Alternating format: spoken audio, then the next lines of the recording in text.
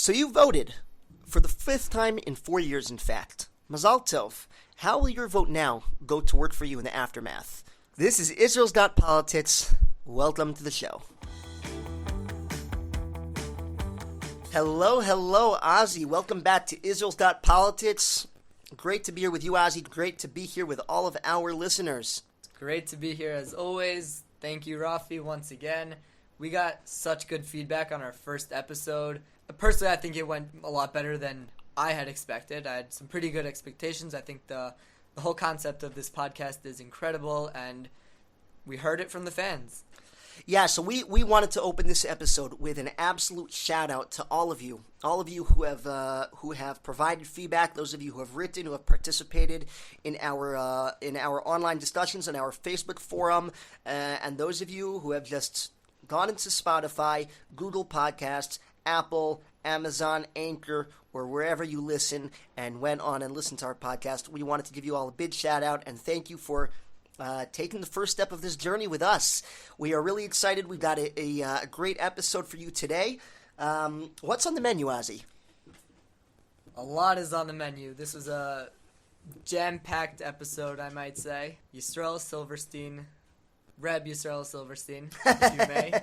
Reb Yisrael Silverstein. So, yeah, I call him Reb Yisrael because he's not actually a rabbi, as he told us. He's not, in fact, a rabbi. However, I know in the more Haredi Welt, as they say, there is a tradition to refer to people as Reb or Rabbi or whatever you have it. So I did try to be respectful. Reb Yisrael Silverstein is a really interesting fellow. He sat on City Council of Beit Shemesh for about 9 years. He's actually... I looked it up after the interview. Do you know he's, in fact, on a Knesset list in a very unrealistic spot? He's actually the 69th name on the list of UTJ, a party that actually has 7 seats on the Knesset. So apparently they value him enough to put him on the list to the Knesset. But a little far down the road. Right, exactly. In any case, Yisrael Silverstein is really an awesome person, an interesting person. He's the type of person I like, because we had Barak Shechter on his show, right? What was Barak Shechter? Barak was a guy who came from the States and said, I want to get involved and I want to help people. And Yisrael Silverstein is from that same cloth, right? No, he's a really interesting guy. Definitely. He's intimately familiar with the political system here.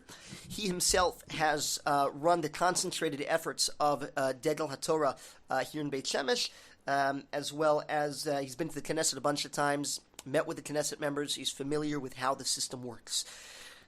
Which not many of us are. Right, which is exactly why we need to speak to him. Yeah, absolutely. For those of you who are not yet familiar, there's a party on the Knesset called Yahadut HaTorah. In English, we sort of translate it to United Torah Judaism. We're adding the United. I'm not sure why. UTJ for short. UTJ is actually made up of 2 parties, right? There's Agudat Yisrael, which is the Hasidim, and there's Degel HaTorah, which is the regular, mainstream, born gold Ashkenazi Lita'im, such as Yisrael Silverstein and myself. And also, it was great talking to him. He spoke to us a little bit about his party, about Yahadut HaTorah. He spoke to us mostly about voting, Ozzy, right? Yeah. About voting and about how the votes are tallied. And he spoke to us as well about what happens the day after, when all the votes are counted up and when ultimately we have a consensus.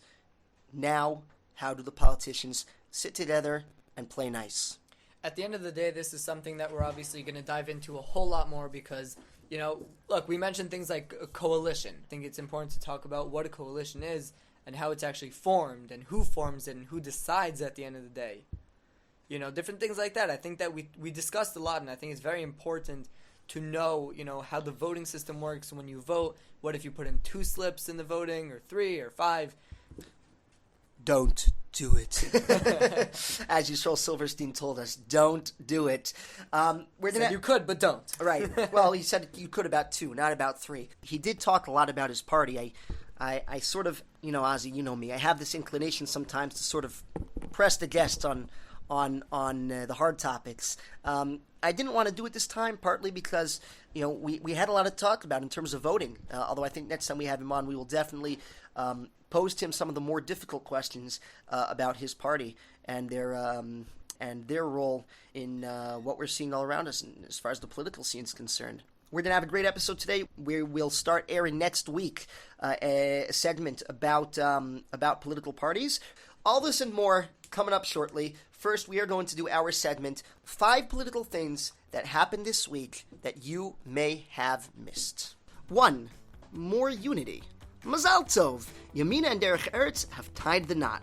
So, who are the lucky parties? And why does this matter? Although Yamina technically was the party that ruled the country until just a few short weeks ago, time has not been kind. Following the retirement of Prime Minister Naftali Bennett, leadership of the party was assumed by Interior Minister Ayelet Shaked, and the party subsequently lost most of its support. Although reviving the seemingly dead party may be a daunting task, Shaked was determined to do so. Enter the Derech Eretz faction. Despite never having run on their own, Communications Minister Yoaz Hendel and MK Tzvi Hauser have served now on no less than 4 Knessets. From Blue and White to New Hope to Yamina, they have been quite sought after. But is this duo worth its weight in votes? Although nobody can answer that question for certain, it is clear that the newly minted Zionist Spirit Party has a long road to the Knesset. Number 2, Israel and Russia. This one is not quite a love story. You see, the proposed closing of the Jewish agency in Russia is only the tip of the iceberg. Israeli leaders such as Netanyahu or Bennett have been rather reticent when discussing the Russia-Ukraine conflict. Due to Russia's heavy presence in a country with whom we share a border, Syria, a degree of neutrality was deemed diplomatically necessary. However, the Russian ambassador to Israel has expressed his country's displeasure with Lapid's appointment as our prime minister, due to his less than discreet approach to the war. Now, the ramifications of so rocky a relationship have yet to be felt. We can only hope that what goes on in Europe stays in Europe. 3. Dreaming of a stable coalition? So are we. However, our elected officials seem to have other ideas. So far, all they can talk about is who they will not sit with. The list so far is quite impressive. So here it is. Tzionut Adatit will not sit with Arab parties. Shas will only sit together with Bibi. UTJ will partner with anyone, provided that Lapid will not be prime minister. Ruach Tzionit will only sit in a unity government. Yisrael Beitenu will not sit with the Haredim. Yesh Atid, Labor, Blue and White, Yisrael Beitenu, and Meretz will not cooperate with the Bibi-led Likud. And the joint list will not sit in any Zionist government. In short, quite a circus. But is this really the hot topic of the day? Politicians, here's a suggestion. Perhaps go out of your way to discuss topics that concern the citizens, such as cost of living, or the fact that none of you seem to be able to get along. Number 4. Israel is a Jewish state. Today, uttering that sentence can get you branded as a racist. According to some of our Prime Minister's coalition partners, Meretz, for example, Israel is a country of all its citizens, providing equal rights to all. Lapid, however, seems to think differently. In a statement issued last week, our Prime Minister said the following: Israel is a Jewish state and shall remain so. We do need to provide rights to our non-Jewish citizens. However, they cannot be equal to those of our Jewish citizens. Number 5. The stats are in. How successful was our most recent government? When it comes to legislation, not very. According to Yisrael Hayom, our most recent government managed to pass only 43% of the laws that were proposed, something that is considered a very low stat. For comparison, the previous government of Netanyahu and Gantz managed to pass 85% of their laws. So, will we see a unity government anytime again soon? Only time will tell. Good morning, good afternoon, good evening. I guess that's the nice thing about podcasts, right? You can listen whenever's convenient for you, right, Ozzy? Well, I think it's airing mostly in the evenings. Okay, I hear that. So good evening. We are really pleased to be sitting here currently with the, as they say in Hebrew, the Mishneh Rosh Ha'ir, not to be confused with a Sgan Rosh Ha'ir, which would both be translated as deputy mayor. Rebbe Yisrael Silverstein. Rebbe Yisrael is also the head of the local branch of Degel HaTorah. Rebbe Yisrael currently sits on city council, as well as manages all the Degel HaTorah doings locally here in Beit Shemesh. How are you today? Baruch Hashem, fine, and it's great to be here. And hello to all the listeners whenever you'll be listening. Wonderful. Well, we really appreciate that you're taking the time out to speak with us today. Please tell us a little bit about yourself. Where are you from originally, and how did you ultimately join the political scene here in Eretz Yisrael? I was born in Scranton, Pennsylvania. If I'm not mistaken, I think Biden was born there as well. I don't know if that's a plus or a minus. Everybody can take wherever they want. I was going to say you're in good company, but right, it's definitely up to interpretation. Afterwards, my family had moved back to Montreal, Canada. That's where they originally were from. And about 35 years ago, I made Aliyah. We lived in Netanya as a child. And today, I'm living in Beit Shemesh already for about 22 years. Wow. How did I get involved with Degel HaTorah? I was always involved in public things in the neighborhood, and I guess I was schlepped in at some point by different people, and with time you moved forward, and you started off as a member of the branch, and then one of the heads of the branch, and then I was actually in the Moatzah Datit, the religious council, for a number of years. And I've been on the city council for about 9 years now. Wow, that's amazing. So it sounds like you became active locally, and ultimately you were brought into the fold.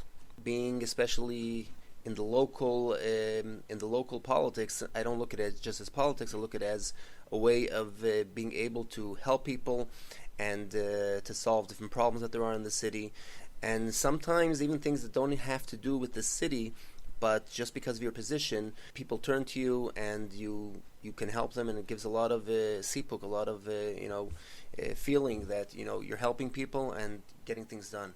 What were the local activities that got you to politics? Okay, I was for many years I was a gabbai of local shul where I daven in.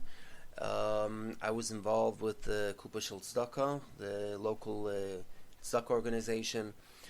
Even back in yeshiva, I was in charge of the Oitzer Sfarim, in charge of the books and the Sfarim there.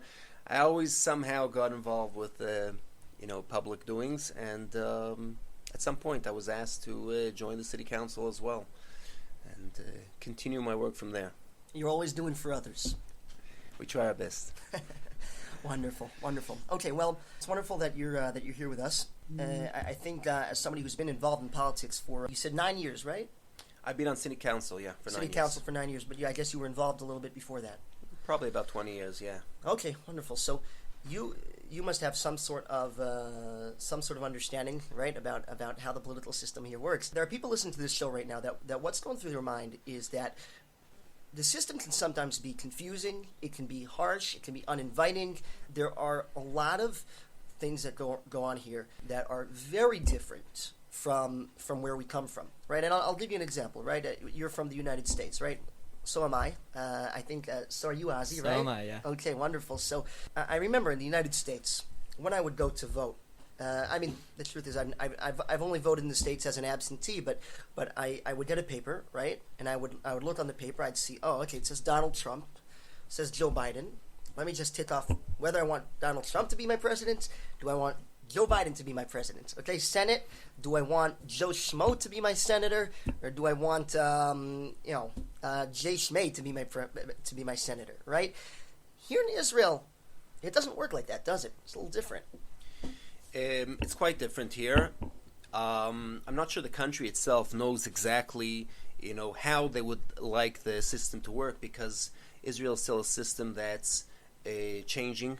I would say there's like three parts to the way this country works.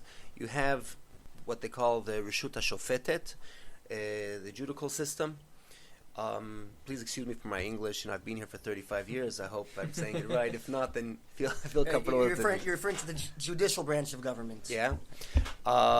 We have what they call the Reshut HaMechokeket, which is the Knesset, which passes the laws. And then you have the Reshut HaMevatzat, which is the hand that actually who brings out the laws, that Puts them into before, action. puts the laws into action, which is the government, the ministers, and the government. Okay, so until here, you're describing a system that is pretty similar to what we have elsewhere, right? In the United States, we have the Supreme Court, who have made a big splash over the news lately. we have the Congress, right? We have the Senate and the House of Representatives. That's the equivalent of the Knesset here, right? And we also have the president, and in the United States, we'd say the secretaries, which are the equivalent to the ministers. So until here, you've described a situation that is pretty similar to what a lot of us are familiar with.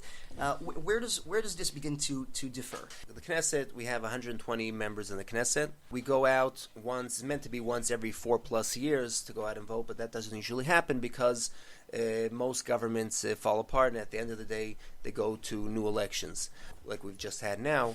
After a year plus, we're going to elections again. I'll add for the fourth time in... Fourth time? I can't keep track anymore. Fourth time or fifth time in like 4 years? Fifth time, yeah. Fifth time. Unbelievable. Concepts that we hear about every day in the news here in Israel, right? Well, 61 Knesset members, coalition. What's the significance of this? I go to the voting booth, and I vote for someone, right? Who am I voting for? I'm not voting for a person, right? So I'm voting for a party. What happens then? Parties need to be listed. Once they're listed, they need to have a list within the party who are the members in the party. I think there's a minimum amount of people that you need in the party, but you can have up to 120 names written down as people that could be theoretically MKs, members of Knesset. In case you get 120 seats. In case you get 120 seats. Okay. I've been on that list as well. But it usually doesn't mean if you're number 40 and your party gets 7 seats, your chances of getting into the Knesset are very, very slim. But what happens is people go out to vote for parties on the day of election, and after they finish counting and deciding how many seats each party gets, which is a very complicated system, because there could be deals between different parties on their extra votes. You can go from one party to the other party, but at the end of the day, once they calculate how many seats each party has, which takes usually about between a week or two, then we know how many members of Knesset we have in each party. Is it 7? Is it 30? Is it 50? And once we know how many members in each party there are, then that's when we start moving forward to try to form that's when we know a who coalition, the a members government. are. Yeah. Can you go back to the deals between the parties? If somebody votes for one party, why should their vote go to another party?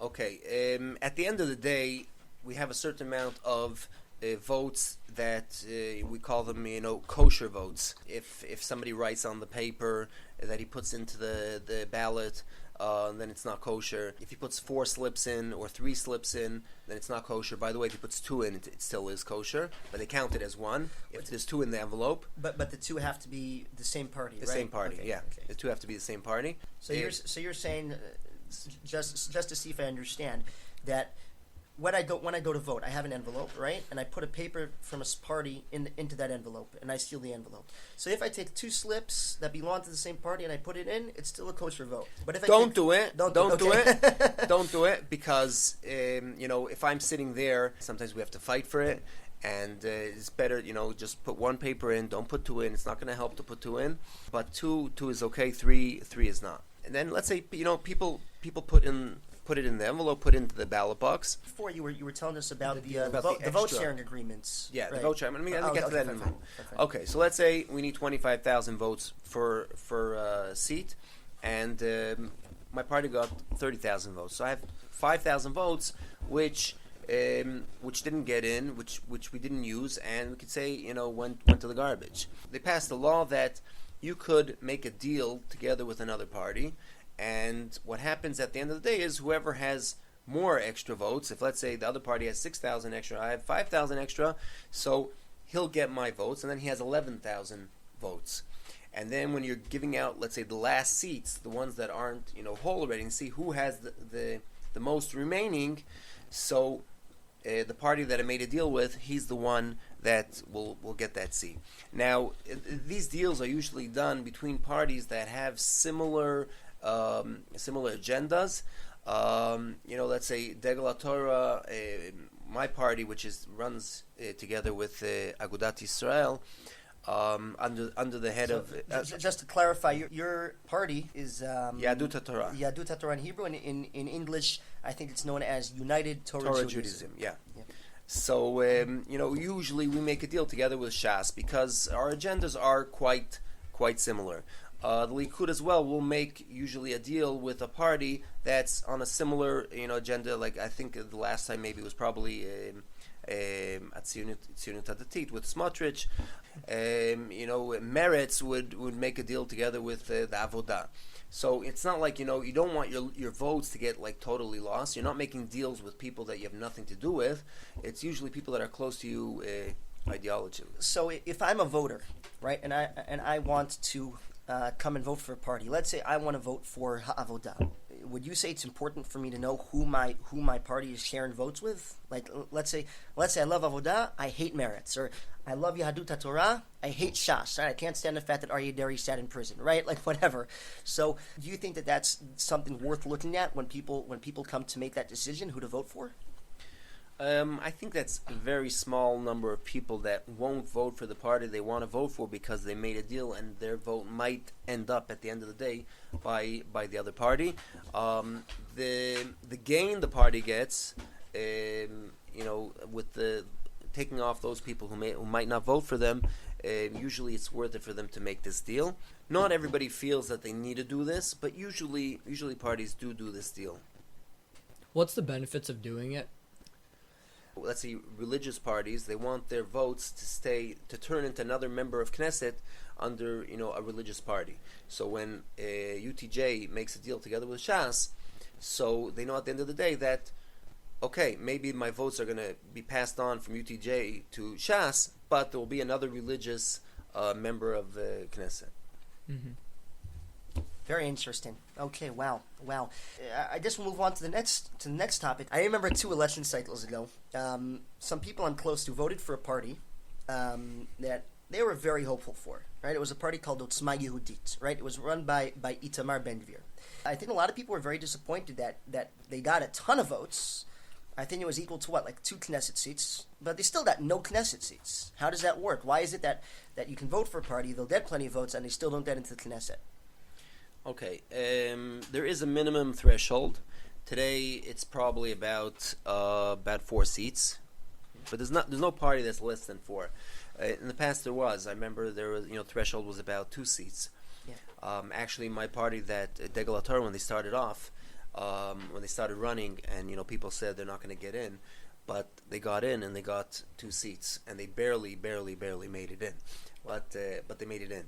Part of the reason why the government changed it because they felt that, when you have too many small parties to deal with, then everybody's tugging and pulling from different directions. So if you have in your coalition you have 4 parties, you have to work with 4 main heads of the party. But if you don't have 4 parties, you have 10 parties in your coalition. It's much more difficult because everybody's pulling according to their agendas, and that's why they made it higher, the threshold. But again, it's a political issue. At the end of the day, if there's enough parties to get to, let's say, the 61 to change the law, and it's in their interest because, for example, let's say Bibi knows in order to get 61 he needs Otzma Yehudit to pass the threshold, and he knows that if it's 4 then they won't get in, but if it's 2 then they will get in, so he might try to change the threshold back to 2 in order that he could form his coalition. In general, there isn't so much long-term thinking in Israel. It's mostly very, very short-term. The way for better and for worse, obviously. Better and worse. And that's why often we have changes in the political system. But it depends on whose interest it is at that moment. I'm going to bring in my cynicism for a minute because, there are a lot of voters who are seeing these political games, and there are some that will say, look, we remember the timing of when the threshold was raised, right? Eli Yishai, separated from Shas, decided to form his own party, and whoops, let's raise the threshold. And Eli Yishai, I think, missed it by just a few votes, right? And a lot of people were saying back then that it was a political game played by Shas in order to keep their separatists out. I also remember recently, now over the last couple months, there was talk of similar games. There was, I think, a talk about how a lot of parties wanted to have the elections after the yeshivas go back to learning so that there will be fewer Haredi votes. I think there was talk from the opposition about keeping Kalpis out of some of the old age homes so that there will be fewer Russian votes.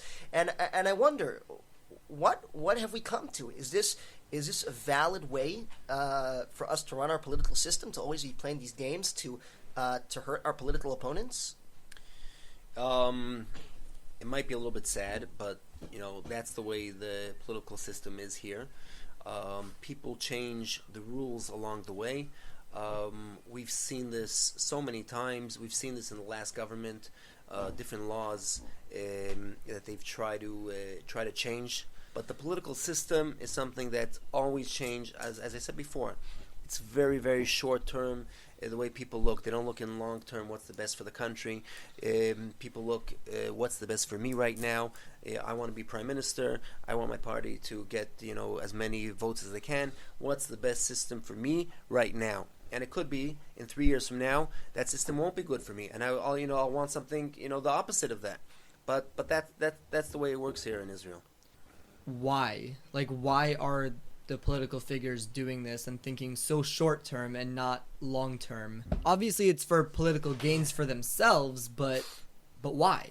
And I'll strengthen that question now that Gimel back then voted to raise the thresholds.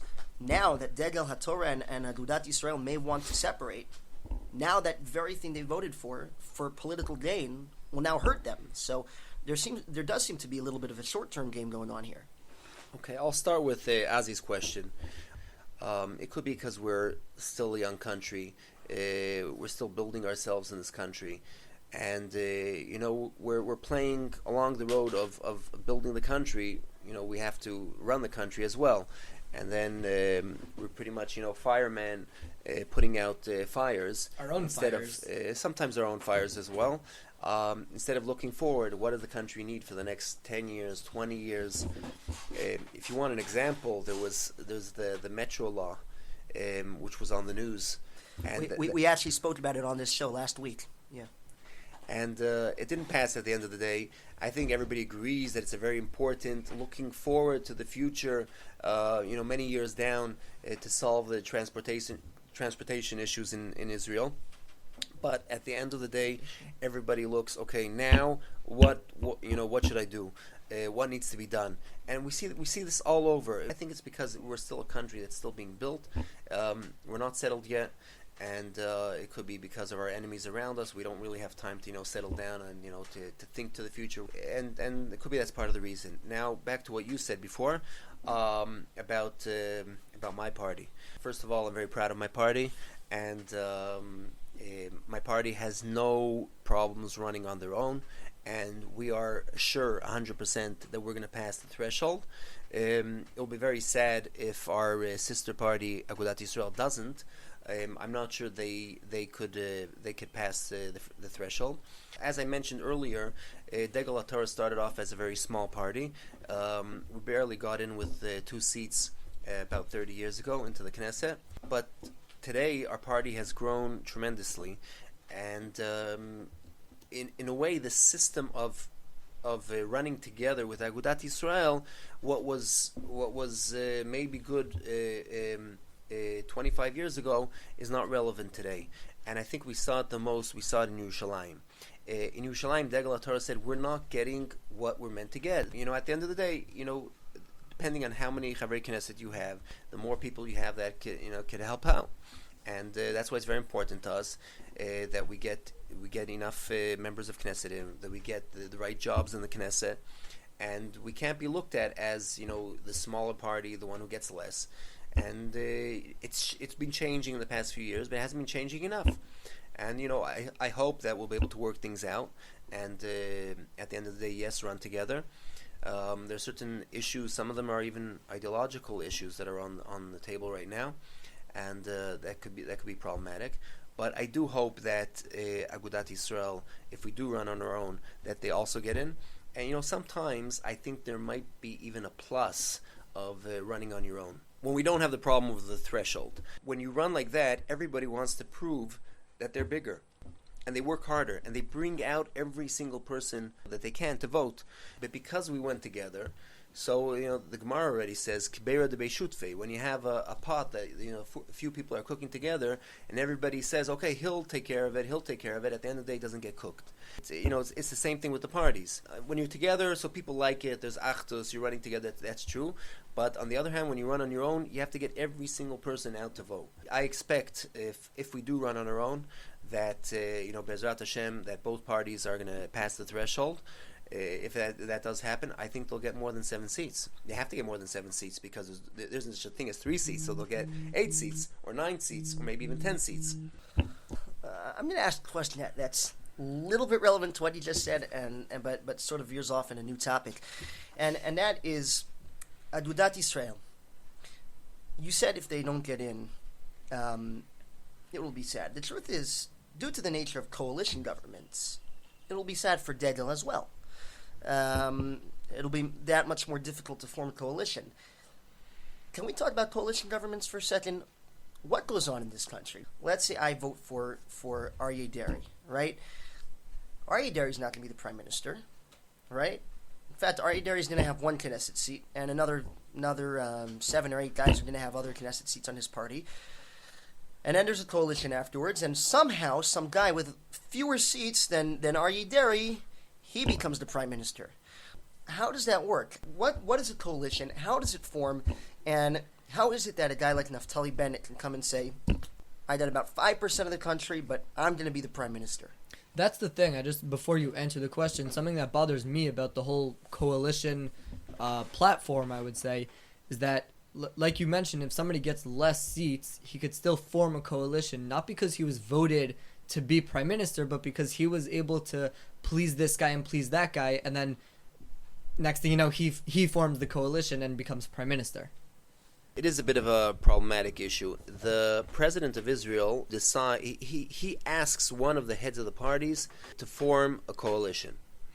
And then he has a certain amount of days that he's meant to work on it. That would usually start with the one who got the most votes. Usually it's either the one who got the most votes, or usually, if not the most, then, the second most, because he has the most parties that are telling the president that they want so-and-so to be the prime minister. We had that, I don't know if you remember, I think it was with Tzipi Livni and Benjamin Netanyahu, that she actually, I think, got 1 seat more than the Likud then.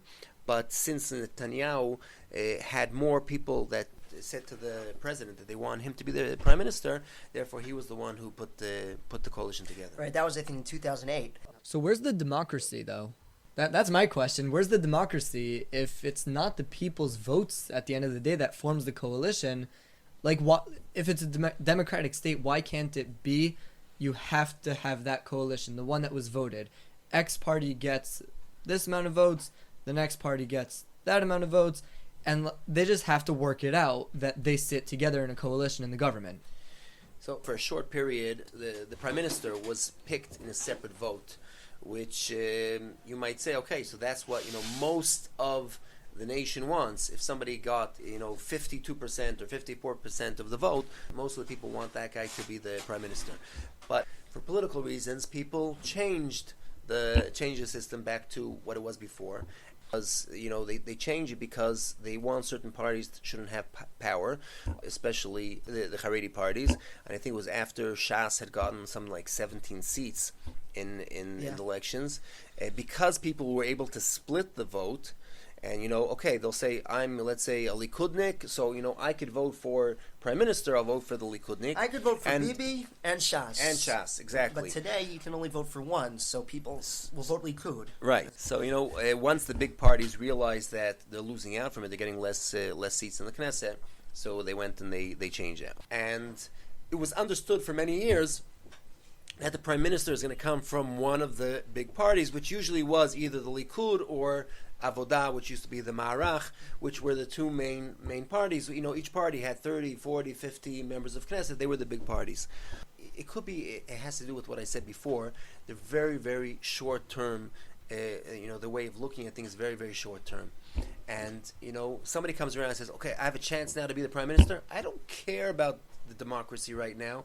I don't care that it makes our system look, like a child's game. I want to be Prime Minister now, so I'll do whatever it takes to be Prime Minister. Even if I only had six or seven members in the Knesset, I'll please this one, like you said, I'll please that one. At the end of the day, I think we saw that it doesn't work.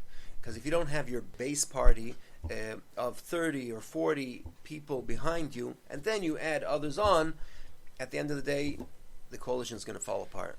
What would you say about passing some sort of law that would force the politicians to think more long-term, that can change the system for the long-term game?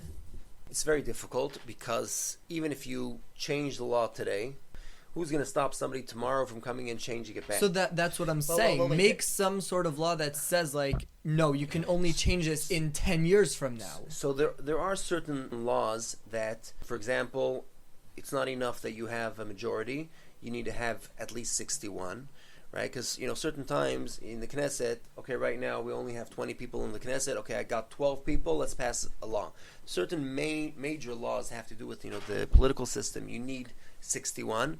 There were certain things in the past laws that they passed a law that you need maybe even like 2/3 of the Knesset. I don't remember exactly, but there are such things sometimes that you pass a law that you need a certain amount of people that it shouldn't be changed so easily.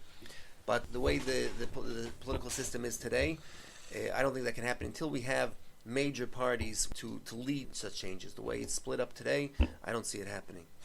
We're going to have an episode in a couple of weeks to discuss the process of legislation. We're going to talk a little bit about Chukei Yesod, as they call them. We're going to talk to Bezrat Hashem about what kind of laws take what to change.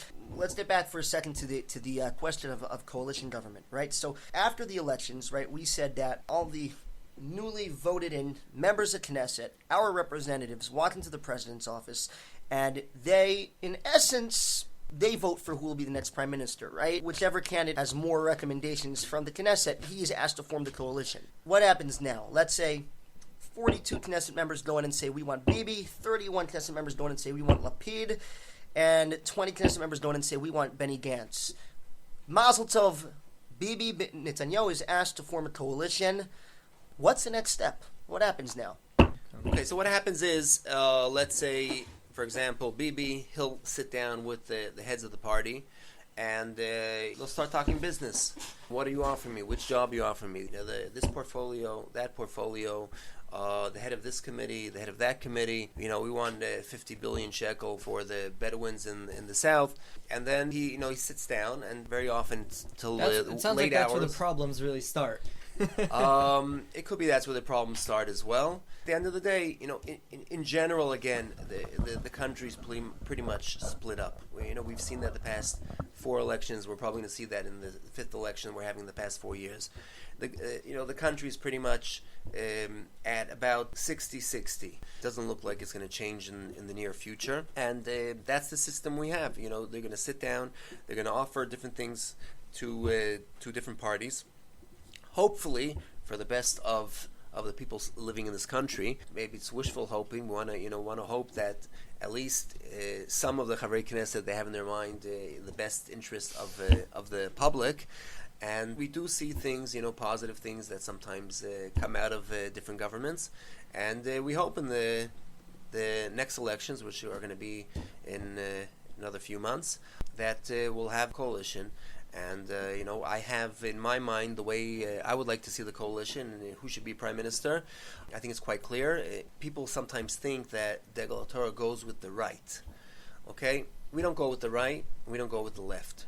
We go with the right because on the right is the Masorati people, the people that religion is important to them, and sometimes not on the highest level, but it's people that it's important to them how this country will look. That this country should look as a Jewish country, and that's the reason why Degel Torah goes with what they call the right, is because that's where the Masorati Tzibur in Israel is. That's where they're holding. They're on the right, and that's where we're there. Right, left today. Even I don't know if anybody knows what's left of the right and the left. Left, Bechlal has I think disappeared. If you ask me, nobody wants to call themselves left anymore. Not Gantz and not Yair Lapid. Well, I think Meretz and Ha'avodah are the two parties that are very proud to call themselves left. I think other than them, right? So in the past we had 50 or 60 members of Knesset that called themselves left. Today we have. Together with the Arab parties, we have maybe 20. Yeah. But again, we were what people call today the right. We go with the right because that's where the Masorati people are. That's where the people who it's important to them that to see this country as a Jewish country and to continue it as a Jewish country, and therefore that's where we are. Wow. Okay. Israeli government. You stretch my back, I'll stretch yours. Coalitions. Okay. Reb Yisrael, we really appreciate your time. Thank you very much for coming on and speaking to us, explaining to us how this insanely complicated system works. I think I understand it a little better now, but we will continue our journey to keep on learning about how our government works, to keep on learning about how we as citizens can make a difference, and to keep on learning about what we can do that ultimately will bring the control back to the hands of the people. Rafi, I think, to be honest, this just complicated everything a whole lot more. Listen, man, we're gonna have to have some follow-ups. Bezrat Hashem, we'll try and see if Rabbi Yisrael will agree to come in again at some point, and as well the guests that we're gonna have in the coming weeks. Stay tuned. We're gonna have an episode about right and left. How is that defined today? We're gonna have on a couple of guests. Stay tuned for that one. It was great being here with you guys, and we have a complicated country, but we also have a great country, and it was great being here today with you. Great country, and we just have to keep doing everything we can to make it better.